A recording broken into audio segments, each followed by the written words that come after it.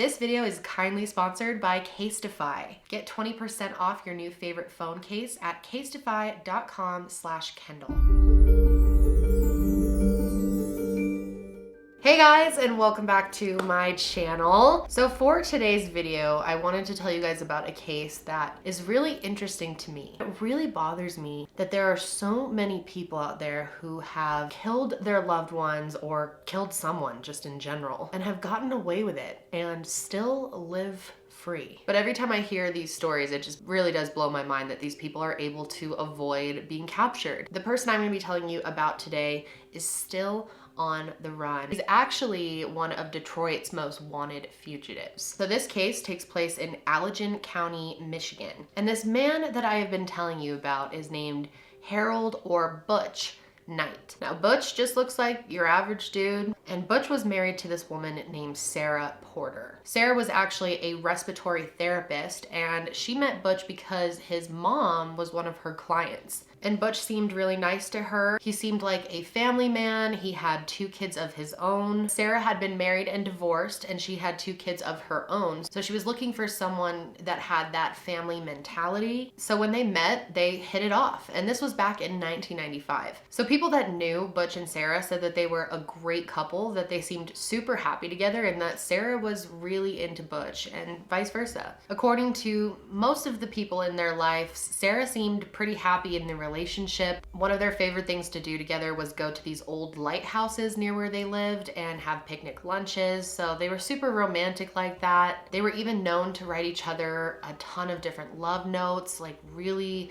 emotional, meaningful love notes. Apparently Sarah loved Valentine's Day, and Butch knew this, so he would always get her a really big Valentine's Day card, just go all out. Like, he would literally buy her these huge oversized cards. He called her Honey Bunny, and she would say that every day felt like Valentine's Day when she was with Butch. Butch loved the outdoors, and so did Sarah. He really kind of got her more into it, so they spent a ton of time hiking and camping and kayaking. Overall, they seemed like a really healthy, happy couple. However, some people in Sarah's life said that she was starting to express that Butch wasn't always this really kind guy, that he kind of had 2 sides to him, if you will. But not everyone felt this way about their relationship. A couple different friends of Sarah said that she started to express that she was really concerned. He had the tendency to snap at her and be pretty verbally abusive. Apparently Sarah said that Butch had like different sides to him, that sometimes he was really kind to her,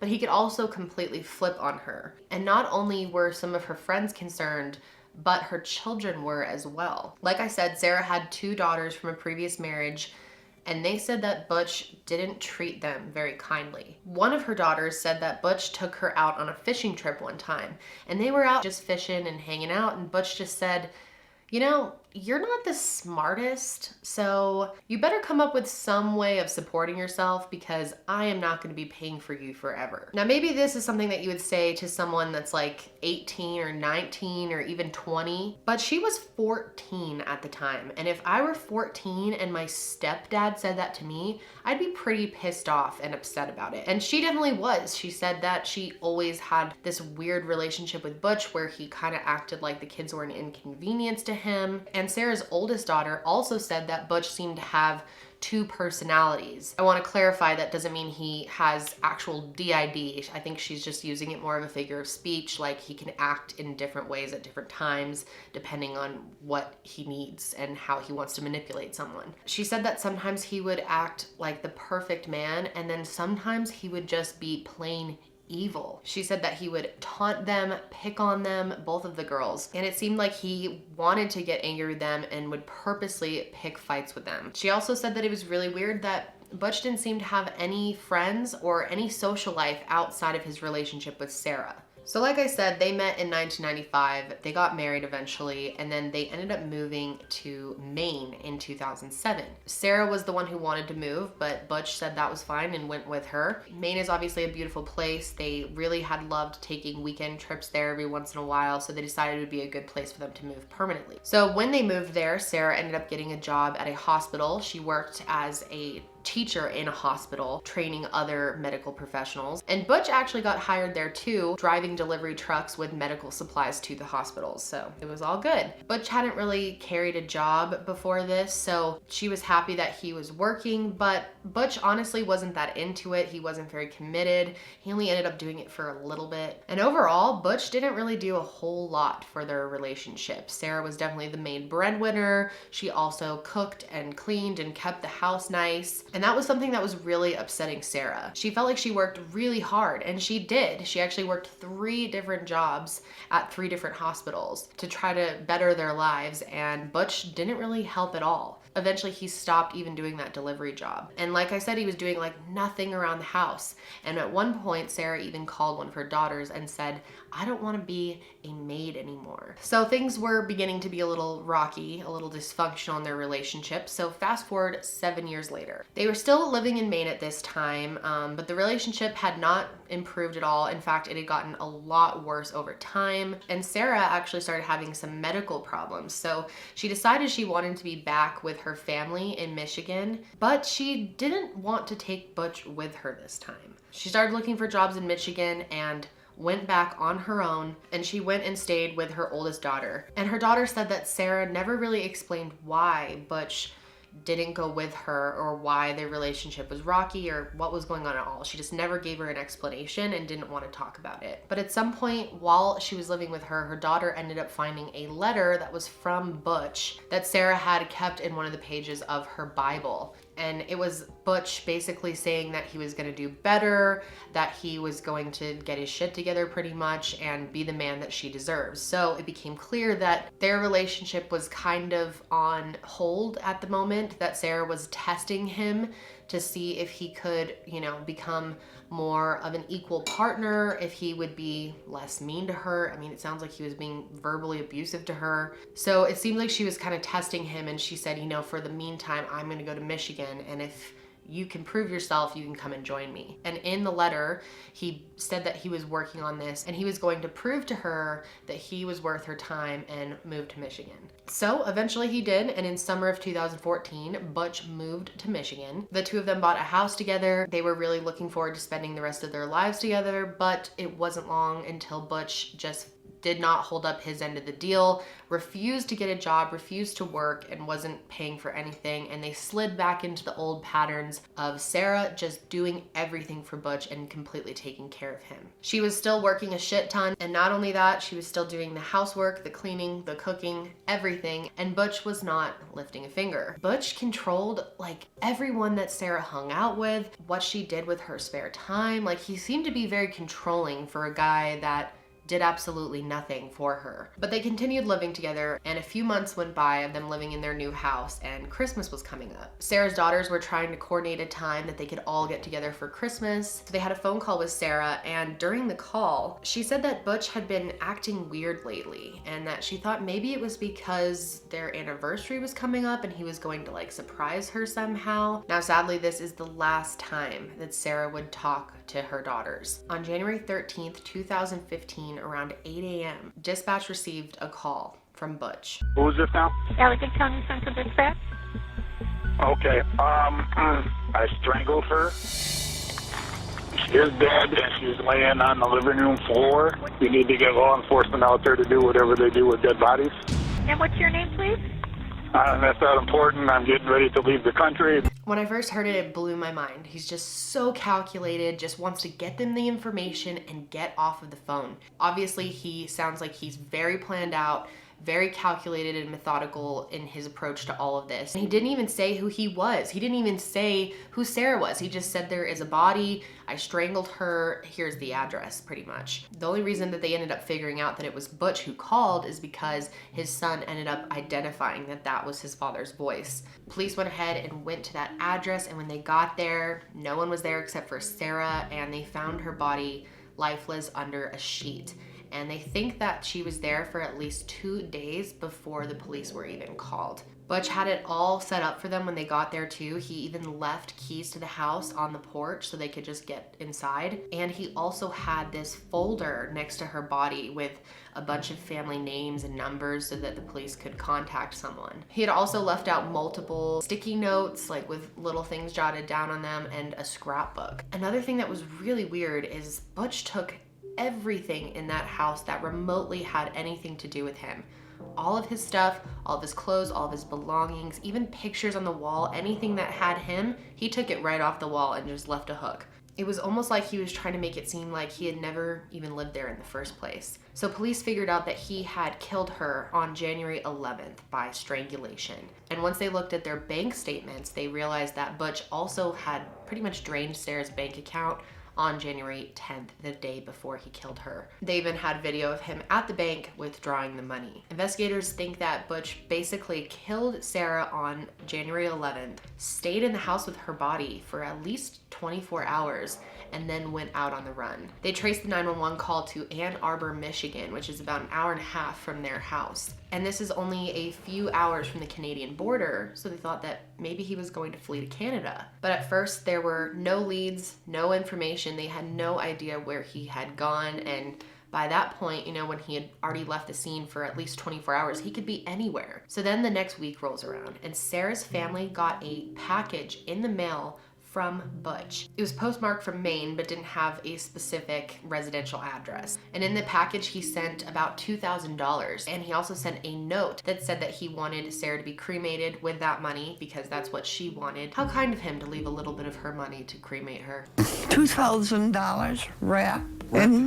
in newspaper. But also in this note, he said that basically he was selling drugs, was secretly a drug dealer, and that he had to kill Sarah because she was becoming a liability. She knew too much. And that was his excuse for murdering their family member. But investigators looked more into this, and they do not think that he was a drug dealer. They think this was completely made up as an excuse because he didn't want to just admit that he is an evil person. They said that there's no evidence of him being a drug dealer, and he just doesn't fit that persona at all. So investigators looked more into Butch's life and everything that he was doing leading up to this day. On January 12th, Butch was seen going into a gun store and buying a special type of gun with ammunition that could go right through body armor. So clearly he was thinking that he might have some type of encounter with the police. Not only that, but he had done a bunch of really creepy internet searches, including how to hurt someone and details for different ways of murdering people. They also found out that he went to the shooting range and practiced just in case. But after they got that call, weeks went by without any sign of Butch. But then on January 31st, they did pick Butch up on a camera at a Walmart. Specifically, he was at a Walmart in Farmington, Maine. And he was there so he could get some black hair dye so that he could dye his hair and mustache black. And the cameras also show him abandoning his car in the parking lot and then getting into someone else's car. He got a ride from that Walmart in Farmington to this really rural area known as Rangeley, Maine. I hope I'm saying that right, but he was dropped off at a motel there called Town and Lake Motel. And while he was there, he paid in cash. Apparently he was chatting it up with the owner, being super friendly, and he used some other random cover name. One thing that's really interesting though is investigators think it's possible that Butch may not be by himself. They think that the reason he's been able to stay undercover for so long is that maybe someone is helping him, and he also was having some health issues. He had diabetes, and Sarah actually really took care of him. She kept him healthy. She gave him his medications. So police wonder if it's even possible for him to fully take care of himself because he was so dependent on Sarah. So maybe he has somebody with him. But after that sighting on January 31st, there has been nothing since. The only activity that we've seen from Butch since is 4 months after he killed Sarah.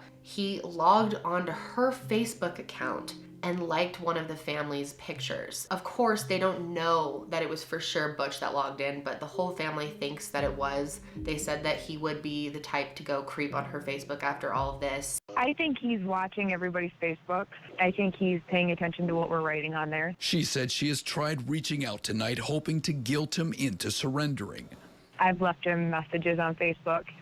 Some not so nice. Like on my mom's birthday, I left a message to him and how she missed out on her birthday. And they don't know anyone else who would have known her login info. Sarah's family believes that the reason that Butch killed her was because she was trying to leave him. Obviously, the relationship hadn't been going well for a while, and Sarah had, threatened to leave. She had actually left at one point. They had that separation period, and maybe she was starting to talk about doing that again. And they think that he is that type that would rather kill her than let her leave him again. Obviously, Sarah's whole family, especially her daughters, really want justice for Sarah, and they're just hoping that one day Butch is found. But as of now, he is still on the run. Detectives say they worked with federal marshals to get a search warrant for Facebook. They're waiting for results. U.S. Marshals and Maine State Police have helped chase down a handful of tips. Until they hear more, they will continue to focus on Maine. He could be living next to someone, living in a small town, living out in the woods or cabin, and could evade arrest until, somebody identifies him. Butch was 6'6", and about 250 to 300 pounds. He was bald-headed. You could not miss him, but yet the police did miss him. Investigators actually think it's possible that he could be hiding out in an Amish community. Now deputies wonder if he's found a way to hide among the Amish. Apparently those communities will let in new people who have found God or found that way of life and want to join them. We spoke to an elder from the Amish community near Bloomingdale who says it's not unheard of for the Amish community to welcome in an outsider. That would not be any problem if somebody because of the love of Christ would want to join a plain Christian community. We would not have any problem. The doors are as wide open here as they are in heaven. You stay pretty off the radar as an Amish person. If you don't know, Amish people don't use technology, they don't use social media. They really keep off the record and away from the government as much as possible. So it's kind of the perfect place to go and hide. And Butch was known for being into Amish culture. He had Amish books. His friends and family said he had talked about the Amish several times. So right now he'd be 70, and a lot of people think he's just chilling with the Amish somewhere. Butch said that police will never be able to find him, and to this day, he has been right. Now, like I said, Butch is one of Detroit's most wanted fugitives to this day, and there is a cash reward for anyone who has information that can lead to Butch being found. So if you have any information, please call the U.S. Marshals anytime at 313-234-5656. Be on the lookout for Mr. Butch. I absolutely hate seeing people get away with murder like this. I mean, who doesn't? But it's really just upsetting thinking that this family has to deal with